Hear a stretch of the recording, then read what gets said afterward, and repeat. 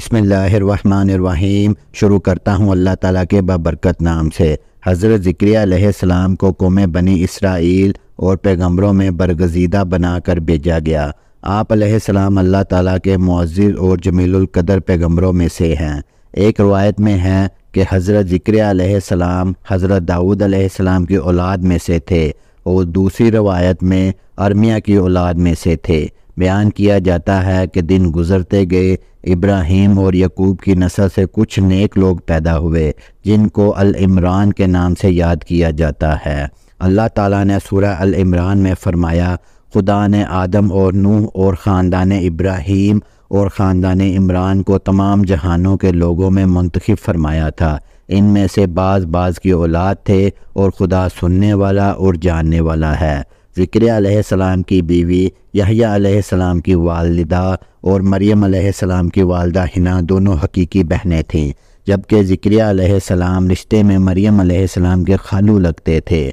حضرت عمران علیہ السلام کی بیوی نے منت مانی تھی کہ جو بچہ پیدا ہوگا اسے بیت المقدس کی خدمت کے لیے وقف کر دیں گی۔ حضرت مریم علیہ السلام کی پیدائش کے بعد جب انہیں بیت المقدس میں لایا گیا تو ان کی کفالت کی ذمہ داری اللہ نے حضرت زکریا علیہ السلام پر ڈالی۔ آپ علیہ السلام بنی اسرائیل میں معزز شخص مانے جاتے تھے۔ حضرت زکریا علیہ السلام کی کفالت میں مریم علیہ السلام نے بہت اچھی پرورش پائی اور وہ نیک، عبادت گزار اور بہت زیادہ سچ بولنے والی تھی۔ سورہ العمران میں ارشاد ہوا تو پروردگار نے اس کی پسندیدگی کے ساتھ قبول فرمایا اور اسے اچھی طرح پرورش کیا اور زکریا کو ان کا متکلف بنایا۔ زکریا جب کبھی عبادت گاہ میں اس مریم علیہ السلام کے پاس جاتے تو اس کے پاس کھانا پاتے کی کیفیت دیکھ کر ایک دن مریم سے پوچھنے لگے کہ مریم، یہ کھانا تمہارے پاس کہاں سے آتا ہے؟ وہ بولیں، خدا کے ہاں سے آتا ہے، بے شک خدا جسے چاہتا ہے بے شمار رزق دیتا ہے۔ بخاری و مسلم، ترمذی و نسائی کی حدیث ہے کہ آپ صلی اللہ علیہ وآلہ وسلم نے فرمایا، وہ مریم علیہ السلام اپنے زمانے میں سب سے افضل عورت تھی اور اس امت میں ختیجہ رضی اللہ تعالیٰ عنہ سب سے افضل عورت ہے۔ زکریا علیہ السلام نے جب حضرت مریم علیہ السلام کی فضیلت دیکھی تو ان کے دل میں بھی اولاد کی خواہش پیدا ہوئی، کیونکہ اس وقت تک آپ بے اولاد تھے جب آپ کی عمر اس وقت 100 سال سے زائد تھی اور بیوی 90 سال کی تھی۔ اولاد کی شدید تمنا کے باعث انہوں نے اللہ تعالیٰ سے مدد مانگی، جس کا ذکر یوں آتا ہے۔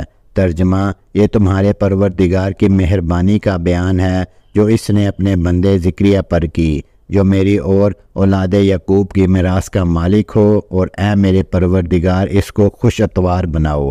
زکریا علیہ السلام اپنے دور میں اکیلے ہی نبی تھے۔ ان کے دور میں اصحاب و رشتہ دار میں کوئی قابل آدمی نہ تھا۔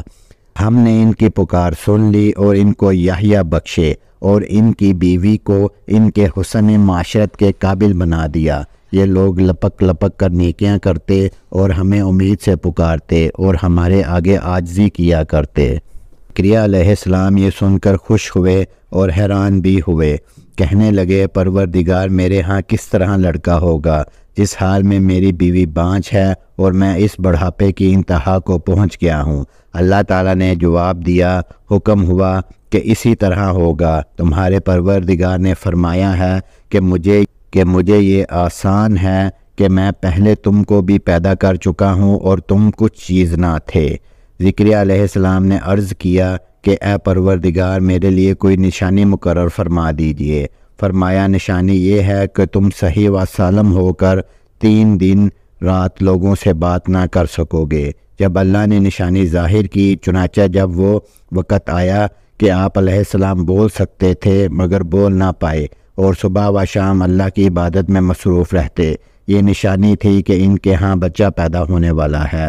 پھر وہ عبادت کے حجرے سے نکل کر اپنی قوم کے پاس آئے تو ان سے اشارے سے کہا، صبح و شام خدا کو یاد کرتے رہو۔ اللہ تعالیٰ نے سورہ العمران میں فرمایا، وہ ابھی عبادت گاہ میں کھڑے نماز ہی پڑھ رہے تھے کہ فرشتوں نے آواز دی کہ زکریا، خدا نے تمہیں یحییٰ کی بشارت سے نوازا ہے، جو خدا کے فیض یعنی عشاء کی تصدیق کریں گے اور سردار ہوں گے اور عورتوں سے رغبت نہ رکھنے والے اور خدا کے پیغمبر یعنی نیکوکاروں میں ہوں گے۔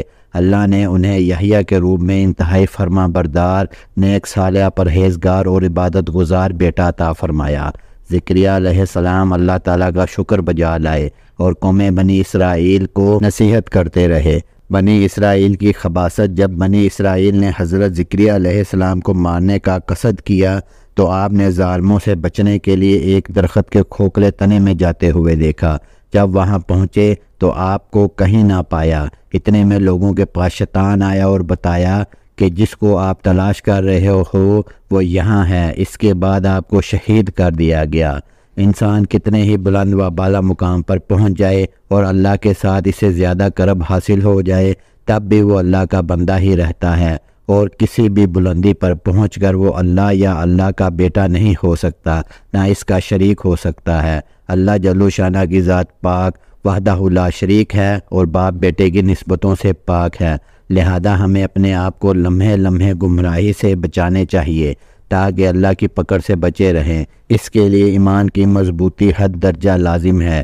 ایمان کے لیے لازم ہے کہ اس کے ساتھ اسلام بھی پایا جائے، اسی طرح حقیقی اسلام کے لیے شرط ہے کہ اس کے ساتھ ایمان بھی ہو۔ ایمان دین کی ہر اس بات کو دل سے سچا ماننے اور زبان سے ان کا اقرار کرنے اور اپنے عمل کو اس کو ظاہر کرنے کا نام ہے جو اللہ تعالیٰ نے اپنے بندوں پر مقرر کر دیا ہے، جبکہ اسلام اطاعت، فرما برداری اور عمل کرنے کا نام ہے۔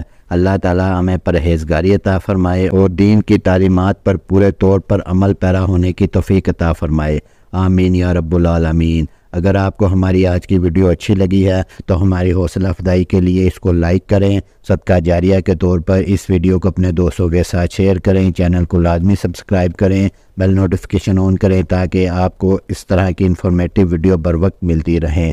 اگلی ویڈیو تک کے لیے اللہ حافظ، اللہ نگہبان۔